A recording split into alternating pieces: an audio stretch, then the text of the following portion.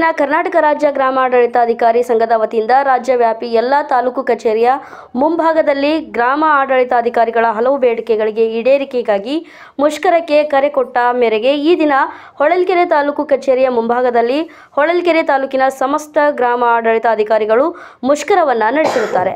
ಈ ಸಂದರ್ಭದಲ್ಲಿ ರಾಜ್ಯ ಸಂಘದ ಪ್ರಧಾನ ಕಾರ್ಯದರ್ಶಿಗಳಾದ ಶ್ರೀ ರಾಜು ಕಣ್ಣನವರ್ ಮತ್ತು ಚಿತ್ರದುರ್ಗ ಜಿಲ್ಲಾ ಸಂಘದ ಜಿಲ್ಲಾಧ್ಯಕ್ಷರಾದ ಗಂಗಾಧರ್, ಜಿಲ್ಲಾ ಸಂಘದ ಪ್ರಧಾನ ಕಾರ್ಯದರ್ಶಿ ಮೊಹಮ್ಮದ್ ಇರ್ಫಾನ್, ಹೊಳಲ್ಕೆರೆ ತಾಲೂಕು ಸಂಘದ ಅಧ್ಯಕ್ಷರಾದ ರವೀಂದ್ರನಾಯಕ್ ಕಾಲ್ಕೆರೆ, ಪ್ರಧಾನ ಕಾರ್ಯದರ್ಶಿ ಆನಂದ್, ಗೌರವಾಧ್ಯಕ್ಷರಾದ ಎಂ ತಿಪ್ಪೇಸ್ವಾಮಿ, ಉಪಾಧ್ಯಕ್ಷರಾದ ನವೀನ್ ಕುಮಾರ್, ಸಂಘಟನಾ ಕಾರ್ಯದರ್ಶಿ ಲಕ್ಷ್ಮೀಪತಿ ಹಾಜರಿದ್ದರು.